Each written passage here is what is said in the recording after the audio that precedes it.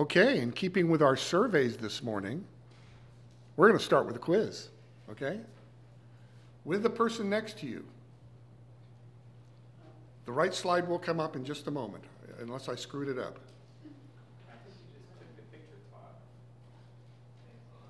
No, that's okay. Remember what you're supposed to do. We got a new computer. Yes, we did get a new computer, and we're test driving it on you. Okay? So if you feel like a guinea pig, yes, you are. Well, we'll just kind of go on. Just with the people next to you, the person behind you, or what, I want you to, who said this phrase? There's a sucker born every minute.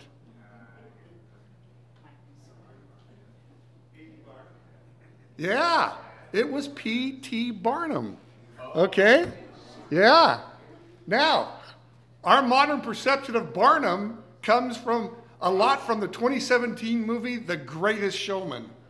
And I've watched this one a couple of times. It's fun. You got Hugh Jackman as P.T. Barnum, who's dancing and singing, along with, Zac Efron, Michelle Williams, Rebecca Ferguson, Zendaya. It's great. It's a rollicking musical that tells the story in song of one man's hopes and dreams of what would one day become the great Barnum and Bailey Circus. Now, Phineas Taylor Barnum was, yes, he was an American showman. He was a businessman, a politician. But you know what he's remembered most for? He's remembered most for promoting some of the greatest hoaxes on the public. Barnum said of himself, "I am a showman by profession, and all the gilding shall make nothing else of me." And his personal aim was, listen to this, quote, to put money in my own coffers. Talented entrepreneur, yes, but Barnum became synonymous with getting people to believe the outrageous through deception, through hoax.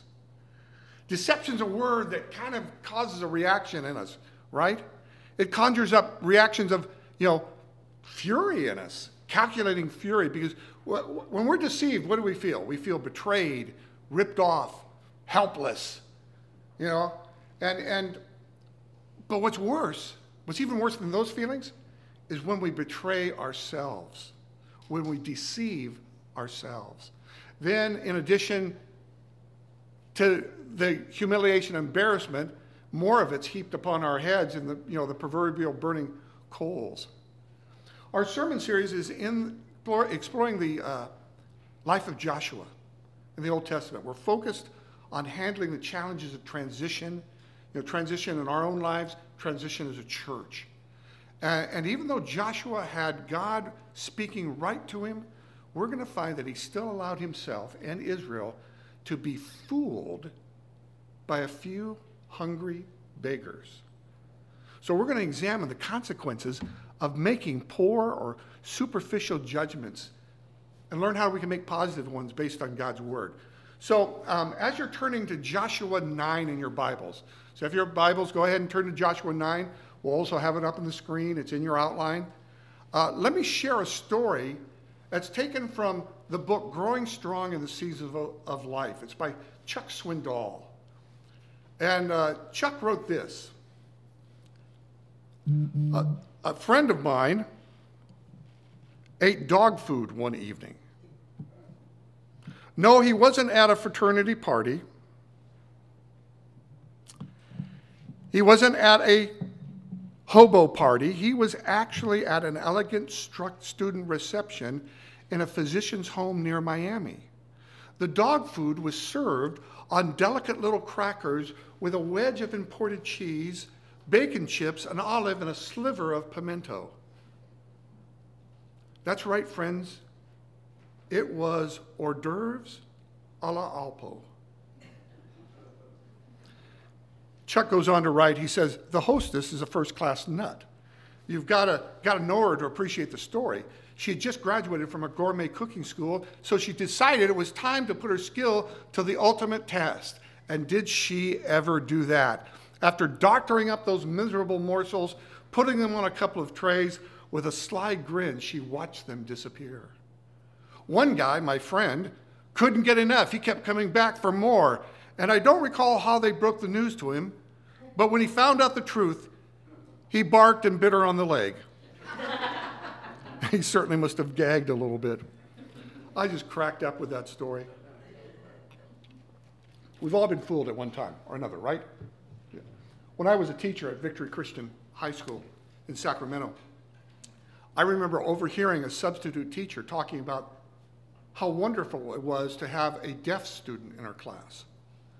Well, we weren't a huge school, but I knew that we didn't have any deaf students enrolled at the school. And so I asked her to describe the young scholar, which she did in detail. The next day during my break period, I looked in the door of her room and I observed two of our most notorious senior pranksters trying to put one over on the substitute. I poked my head in the door and saw Curtis making all these ridiculous signs to Richard. And Richard was nodding his head up and down as if communicating. It all got straightened out because just as I let the door shut, I yelled, "Hey, Richard!" And he turned around. We've always been in, we've all been in those situations. Buying a car that turns out to be a lemon, right? Trusting someone we shouldn't, being fooled by our kids, being fooled by our parents. And the feelings come in a rainbow of colors, surging anger, pink-faced embarrassment. We feel foolish. But the most painful deception of all is when we fool ourselves. James puts it this way in James 1:22. He says, "But prove yourselves doers of the word, and not merely hearers who delude." The word means to deceive themselves.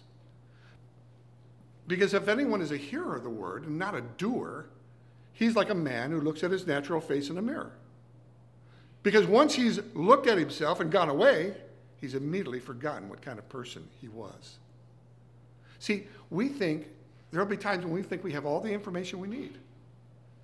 But when we walk off, we find it's not enough information, it's incorrect information, or we were just plain wrong, and we walk right into trouble.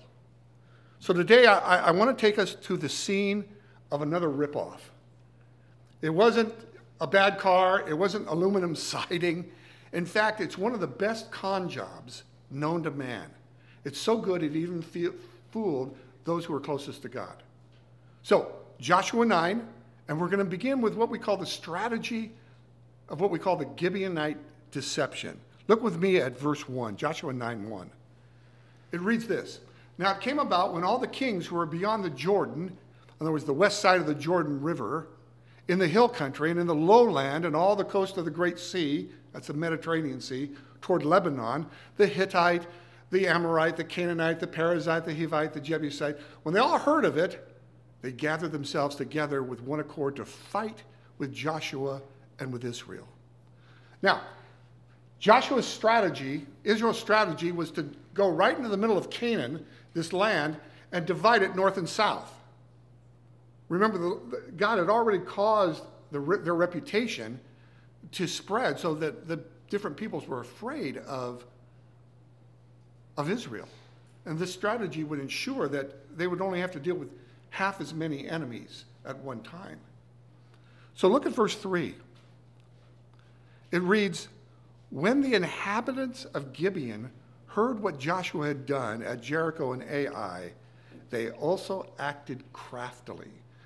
Now it's fun because in the Hebrew here, it's going to set up a contrast. It's a contrast between the people of Gideon and this coalition of kings.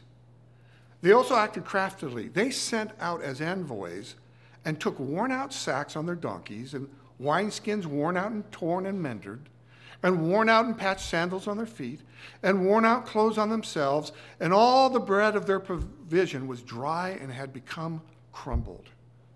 Now Gibeon is about 6 to 9 miles southwest of Ai, and it's about 25 miles from Israel's main camp at Gilgal. And remember in verse 1 and 2, they said that there was a coalition of kings forming against them. Well, these tribes never really did get together to mount a concerted attack.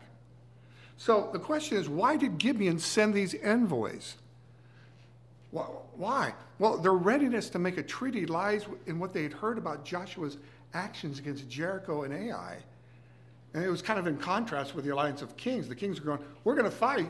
Gibeon's going, no way, we're going to get hurt. Verse 6. These envoys went to Joshua to the camp of Gilgal and said to him and to the men of Israel, we have come from a far country. Now therefore make a covenant with us. And the men of Israel said to the Hivites, Gibeon was part of the whole Hivite lineage, perhaps you're living within our land. How then can we make a covenant with you? But they said to Joshua, we're your servants. Then Joshua said to them, who are you? Where do you come from? They said to him, your servants have come from a very far country because of the fame of the Lord your God. For we have heard the report of him and all that he did in Egypt, all that he did to the 2 kings of the Amorites who were beyond the Jordan on the east side of the Jordan River, to Sihon, king of Heshbon, to Og, king of Bashan, who was at Ashtaroth. So our elders and all the inhabitants of the country spoke to us. They said, take provisions in your hand for the journey. Go to meet them and say to them, we are your servants. Now then, make a covenant, make a treaty with us. This our bread was warm when we took it for our provisions out of our houses on the day that we left to come to you. Behold, it's dry and become crumbled. These wineskins which were filled with were new, and behold, they're torn, and these are clothes, and our sandals are worn out because of this long journey. What do you notice there? Do you notice the elaborate preparations that were made to sell this ruse? They were really kind of putting it on them. They gave the impression, what? That they had come from a far country, outside of Canaan. They were pretty shrewd because perhaps they knew what God had asked Israel to do in that land. They desired to make a treaty, a covenant with Israel. Now, this in itself should have made Israel suspicious. Why? Because if you live far away, why do you want to make a peace treaty with us? You're not going to bother us. But notice also, the Gibeonite ambassadors made no mention of any recent events. They didn't talk about Jericho. They didn't talk about Ai. What did they talk about? Everything on the other side of the river. It's kind of like they hadn't heard the recent news. They'd only heard the news from the past. Well, what about the deception? Look at verse 14. So the men of Israel took some of their provisions and did not ask for the counsel of the Lord. Circle that. That is important. Underline it. They did not ask for counsel of the Lord. Joshua made peace with them, made a covenant with them to let them live, and the leaders of the congregation swore an oath to them. So what does Joshua and the leaders do? They inspect the provisions, the credentials of these Gibeonites. Yep, sure enough, crumbly bread, torn clothes, yep. And I've always wondered if these were true emissaries, they should have had something else besides, other credentials besides worn clothes and moldy bread. So what's the real problem here? The real problem was that Joshua made peace with them without talking to God. According to Numbers 27, Joshua could go to God directly through the high priest. But Joshua doesn't do that. And what does he do? He extends the shalom, the peace, which accompanies a treaty relationship. So Israel would not only spare their lives, but was also obligated to protect them. So what's the problem here? Isn't this just a good deed? Here's the problem. Joshua didn't have all the facts. And so he misapplied what God had said. Make sense? How were these people found out? Look at verse 16. It came about at the end of 3 days, after Israel had made a covenant with them, the Gibeonites, that Israel heard that they were neighbors and that they were living within the land. Then the sons of Israel set out and came to their cities on the 3rd day. Now their cities were Gibeon and Cherith-erah, Beeroth, Kiriath-jearim. The sons of Israel did not strike them because the leaders of the congregation, the leaders of Israel, had sworn to them by the Lord, the God of Israel. And the whole congregation grumbled against the leaders. Now, this is one of the questions I'm going to ask when I get to heaven, is how did they find out? The Bible doesn't say how they found out. how the deception was discovered. Nevertheless, Israel reacts like its hair is on fire. You know, we're going to take care of this. Off they go. You know, this carelessness is going to allow these people to be in our land. It shouldn't happen. So Israel sets out to do violence. And in a very odd turn of events, verse 17 there, Israel is restrained by their leaders. So the people begin to grumble against those very same leaders, which is totally opposite. When you read through the book of Exodus, what's always happening? The people are always running off, and the leaders are always saying, no, don't do that. And now it's switched back.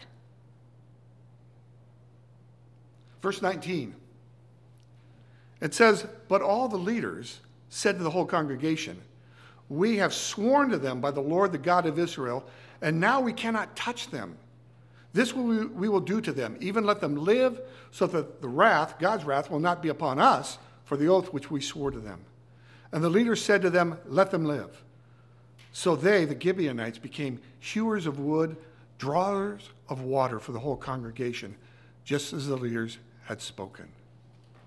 Now we've got to get this. Deception, whether it's from other people or we're deceiving ourselves, always provokes a reaction. And it's often a very negative one. Here, Israel couldn't break their oath because they had made it in the name of the Lord God of Israel. And so fidelity, faithfulness was owed not so much to the Gibeonites, but to God. So what was Joshua going to do? What was going to happen? Look at verse 22. Then Joshua called for them, the Gibeonite ambassadors, and spoke to them, saying, why have you deceived us, saying, we were very far from you when you're living within our land? Now, therefore, you're cursed, and you shall never cease being slaves, both hewers of wood and drawers of the water for the house of my God. And so they answered and said, because it was certainly told your servants that the Lord your God had commanded his servant Moses to give you all the land, to destroy all the inhabitants of the land before you. Therefore, we feared greatly for our lives because of you and have done this thing.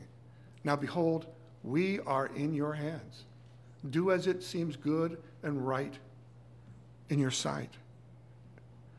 Then he did to them, Joshua did to them, delivered them from the hands of the sons of Israel. They did not kill them. But Joshua made them that day hewers of wood, drawers of water for the congregation, for the altar of the Lord to this day in this place which he would choose.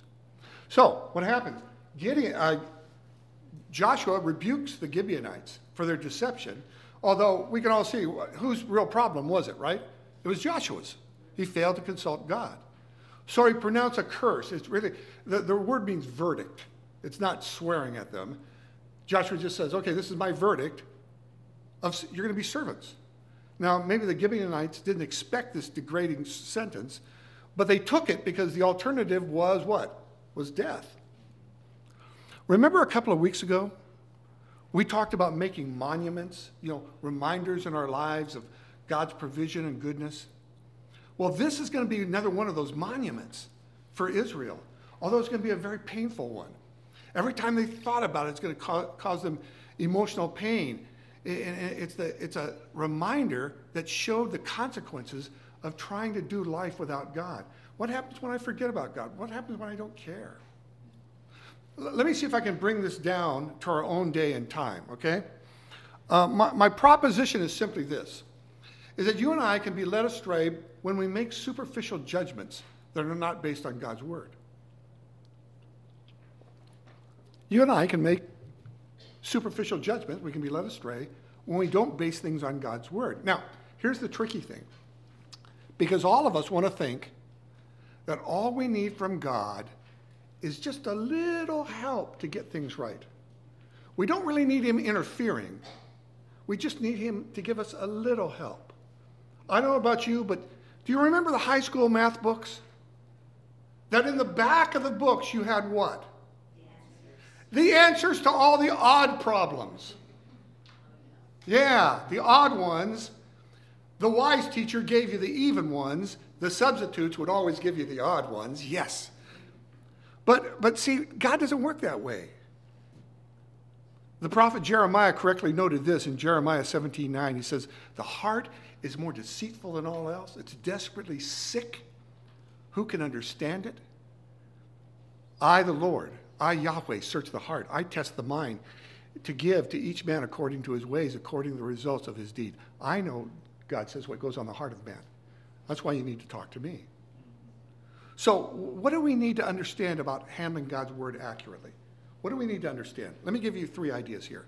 Number 1, we can be deceived if we use the Bible mystically. And what I mean by that is we use it without pattern. We use it without purpose. We just pick and choose. You've probably heard the old story, right? About the guy who wanted to get a word from the Lord. He opened his Bible. And he put his finger there, and it said, Judas went out and hanged himself. He thought, nah, that's not for me. Let me try again. What thou do, doest quickly.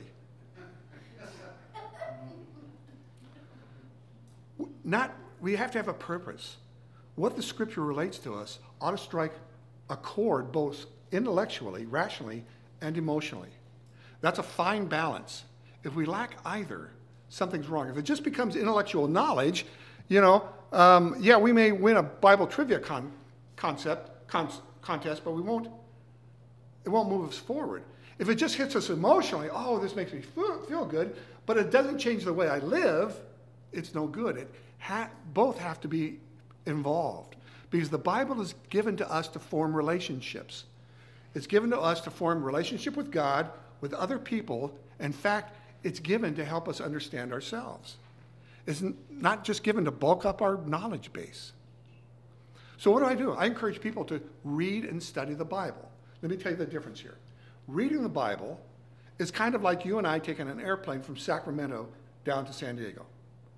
We're flying at 30,000 feet. We're seeing all the geological differences of the land, the mountains, the valleys, the cities. We might even see the ocean. Some of the things we know, some of the things we don't know, right? Like, I wonder what that is, We're just flying along, same way in the Bible. You just get in the big picture. You come to the end of Exodus or the book of Leviticus. How about that one? What's that? Let's just keep flying. That's reading. Studying is like you and I get in a car from Davis and drive to San Diego. We can stop anywhere along the way. We can play the game, where does this road go? I wonder why this is here. We get to know places more intimately. Judy and I found this out on a trip a number of years ago because we used to go up and down Highway 99. And one of always on our trips, we would see a sign near Fresno that says, Biola, 10 miles.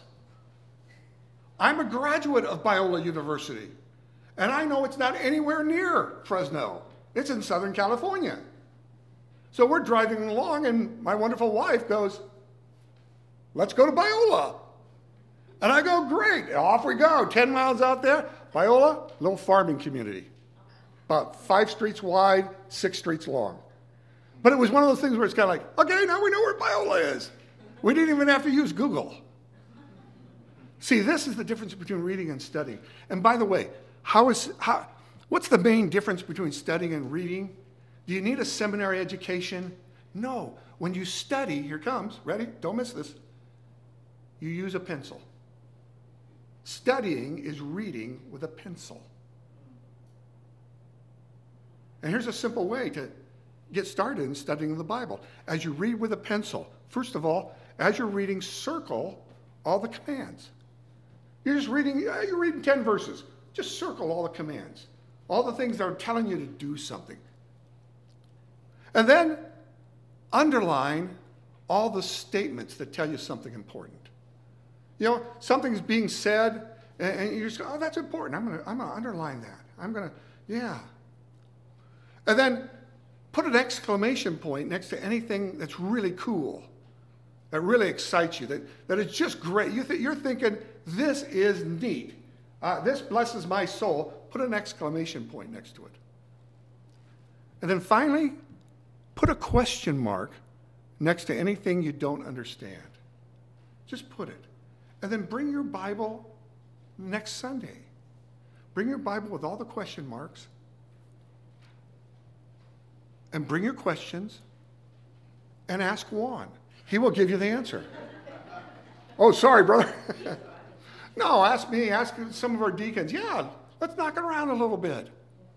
So we can be deceived if we use the Bible mystically, without pattern, without purpose.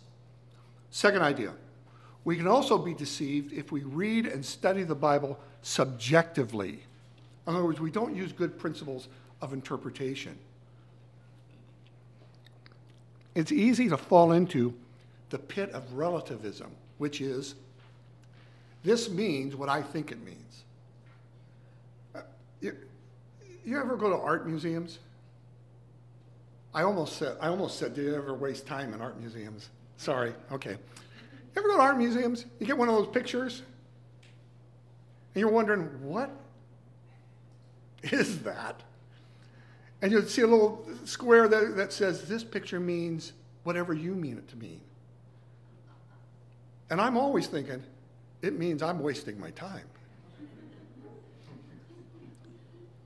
See, what happens is, interpretation, when we interpret the Bible, is we're trying to ferret out what the author's trying to communicate. See, the author's trying to say something. He's trying to say something important. And it's not so much, well, I think it means this, it's what did he mean? And so interpretation involves things like grammar, the way words, the way phrases and sentences are used, okay?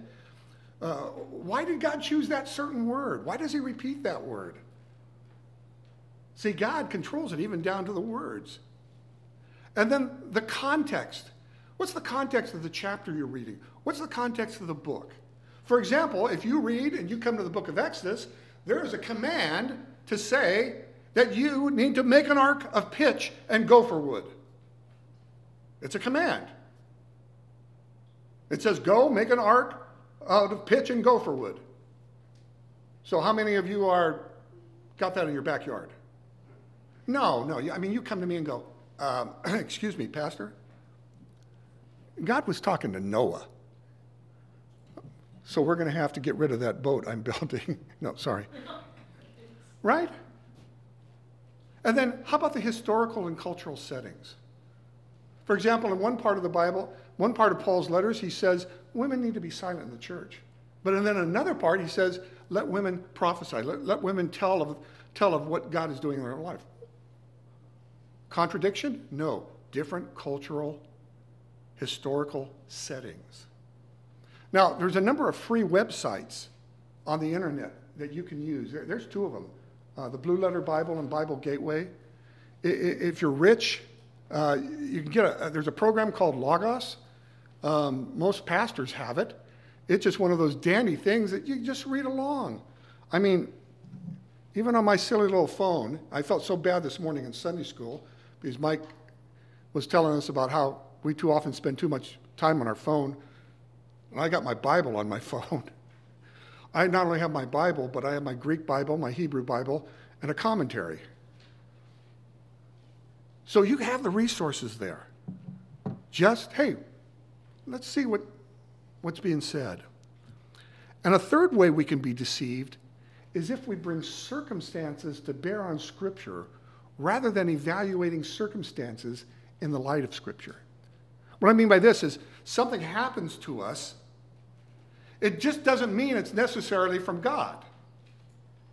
Okay? You get that parking place. You're actually able to drive from Sacramento to Davis without stopping at Highway 50 and Highway 80 there. Okay? What does Scripture say about that?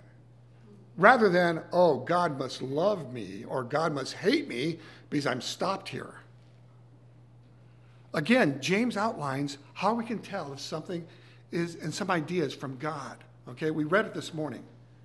And this is why we can tell people's advice. James says, who among you is wise and understanding? Let this person show by his good behavior his deeds in the gentleness of wisdom. By the way, the word gentle never means wimpy. Okay? The word gentle is a word that has the picture of a mother holding a baby. Now, this is critically important Because you've seen husbands hold babies, right? Yeah. They hold them like footballs. You know, they'll be talking, yeah, they're just kind of swinging the kid around. Moms, no. Moms are strong. They have that kid right in that crook of their arm. They got an arm supporting the spine. That's the idea of gentleness. It's not a weak form. It's actually a strong form of care. Let him show it by his good behavior, his deeds done in the gentleness of weakness. But if you have, listen to these words, if you have bitter jealousy and selfish ambition in your heart, do not be arrogant, so lie against the truth. This wisdom is not that which comes down from above. It's earthly, it's natural, it's demonic, because where jealousy and selfish ambition exist, there's disorder and every evil thing. Do you see all that list there? Isn't that incredible? So some circumstance happens. This happens at work, this happens at work. Well, does it have the fingerprints of wisdom or fingerprints of the world? James goes on, he says, but the wisdom from above is first pure. It fits in with who God is. It's peaceable. In other words, there's kind of a relaxation. It's gentle, we said. Reasonable, it makes sense. It's full of mercy and good fruits. It has a positive reaction. It's unwavering. It's without hypocrisy. And the seed whose fruit is righteousness is sown in peace by those who make peace. So when we're coming to situations, rather than letting the situation dictate us, we need to ask good questions. And let me give you 2 questions that you should always ask in any decision. Moving, you're taking a new job, you're dating, you're selecting a new pastor, it doesn't matter. These are 2 ideas that you need to continually ask. The first one is, what does God's word say about it? What does God's word say about it? I hope I can get this concept across to you. Too many people think of God's will as a bullseye. Okay? You've seen a bullseye, right? Got that little target in the middle. And we think of God's will as the bullseye. There's only one thing for all of us. This used to happen in college. You go to a Christian college. There used to be the joke that Biola, it originally stood for Bible Institute of Los Angeles. The joke was, no, it really stands for the Bridal Institute of Los Angeles, because you went there to get a husband or get a spouse. But you get people, oh, there's just that one person, and I don't want to miss him. And I'm always saying, what if that person lives in Thailand? You know? What?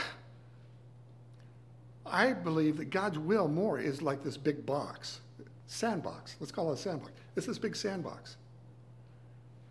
And you can play anywhere in there. God just sets the edges. What are the edges? His word.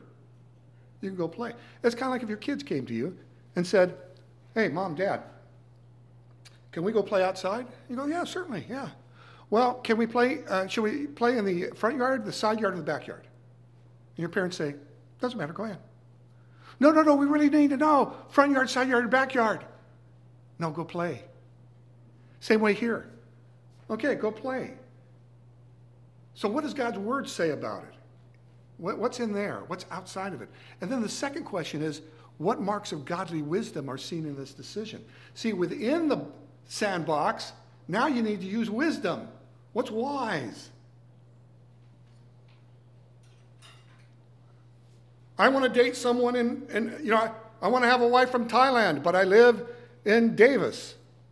That may not work. That's not wise. Gosh, we have nothing in common except we want to get married. Maybe that's not the wisest thing. So what are the marks of wisdom here? What are some other questions that you can ask? Well, you can include a lot of things. What evidence is that I'm gifted or I have talent in this area?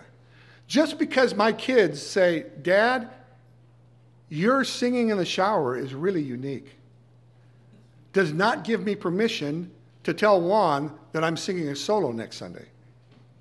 Yeah, Juan's going, solo, nobody can hear you. Yeah. Okay. where do I notice those gifts, those talents in those areas? By the way, most of the time, you know where those things are? Either you like to do it, or it's easy to do. When I hear somebody tell me, oh, that's easy, okay, you're my hero. Somebody says, hey, repairing air conditioners, that's easy. Oh, come here. I can't repair air conditioners. I can tell you what the Greek and Hebrew means, but I can't do that. What an indication is that I have a passion about this.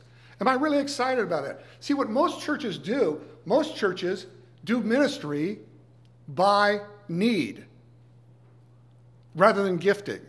And need goes like this. And we preachers are good at it, okay?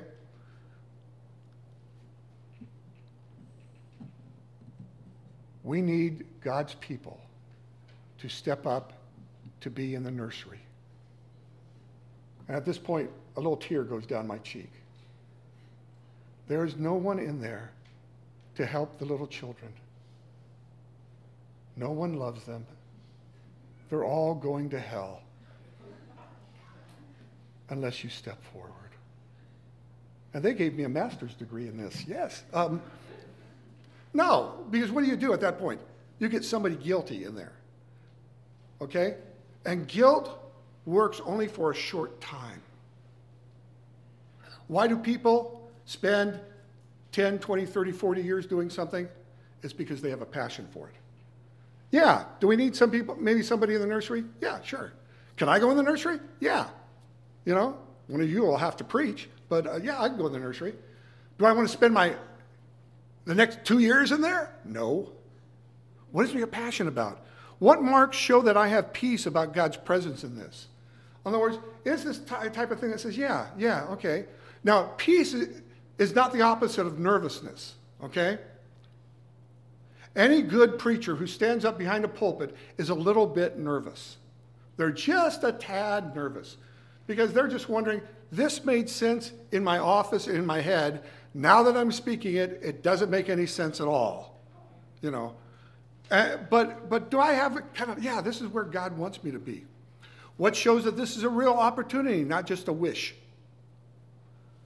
Oh, I wish I had this. And then what do wise friends say? Not just anybody, because don't we all have people that will tell us what we want to hear? Right? Oh, yeah.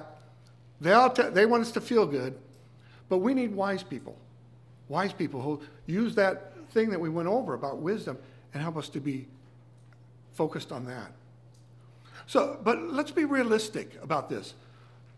God can, in some cases, give you and I direction immediately. He'll show us the path, right? He'll do the handwriting on the wall, boom, That happens very infrequently, okay? Because most of the time, his normal way of operation is to use circumstances and events to build and grow our relationship with him. See, that's the most important thing in his agenda. Did you know in his agenda does not primarily include you being happy? Okay, 6 people just left. Okay, because what does God know? God knows that we're only happy when we're connected with the author of reality. When the one who can tell us what reality is, and we have a tight relationship with him, that becomes marvelous. God is not slow because he wants to be obstinate or block your way. When God makes you wait, God is not leaning over heaven saying, or the balcony of heaven saying, yeah, I'm going to make him wait. I'm going to make Patrick wait because I just don't like him. No. God's first concern is whether you and I will move closer to him or will draw away. When the tough times comes, move closer to him, draw him away. This is the whole theme of the book of Job. Right? The fun part about the book of Job is Job doesn't know what's going on. We know the whole story, right? In the book of Job. We know what God is doing. God is going to show the universe what type of man Job is. But poor Job, he doesn't know what, he just knows all this stuff is happening, things are falling apart. His wife is saying, curse God and die. And what does Job say? Why should I do that? I'm going to keep going back to God. God, I don't understand this. Help me understand. And you see in Job this constant moving back toward God. And God honors that. Why can I say that? Because you who are parents, you know the delightful feeling of when your child comes up on your lap and lays their head against your chest and just sits there. Just sits there. Yeah, they may have been a brat earlier, or they didn't take out the trash or whatever, but they just sit there with you. And your whole body just kind of goes, yes. That is the type of God I'm looking for. One that will bring me in. Not leave you the same, because being with God always changes you. Okay? It's always going to change you. And by the way, if you still have questions, good for you. Okay? I love it when people say, I have doubts. Oh, great. God says, you have doubts? Great, let's talk about them. Let's go. Most churches, many churches, you can't have a doubt. You can't have a problem. You got to come through that door all fixed up, all nice, all neat. Wearing your best clothes, having your whole life together. I'm here to tell you, not only do I not have my life together, I don't even know where I put it. God never discourages good, honest questions. In fact, that may be your prayer right now. You may be praying to him, Lord, I'm searching. I'm kind of wandering around. Show me who you're like. Show me what you're like. And God will respond to that. It will be gradual over time, but he'll show you what a life with him is about. Father, thank you for our time this morning that, we can fool ourselves. We can fool ourselves so many different ways. We can listen to words. We can listen to people who are not tuned into you. We can listen to our own false thinking that just kind of, we just run, we run away with our own thoughts. But you have given us your word. You have promised, you have said that your word is good, that it delivers us, that it will guide us, it will lead us. And so, Father, help us to be students of your word. Help us to know what you want, what you like, what you enjoy. Father, I'm praying for the folks in this room this morning and the folks who are going to be watching on the video later on. I'm going to pray, Father, that you would help them get into your word even more. Lord, you know how hard Leviticus is. So help us find those portions of the Bible that we can get started and we get some traction on knowing this God that loves and delights in us. Father, thank you that you care so much about us, that you would talk to us, you would communicate with us. We are most blessed. Thanks, Father. In Christ's name we pray. Amen. Let me invite you to stand. We're going to sing one more song before we leave. This is an older hymn, and you've probably heard it if you've been hanging around churches for any amount of time. They use it as an invitation hymn, but quite frankly, it's a hymn for all of us.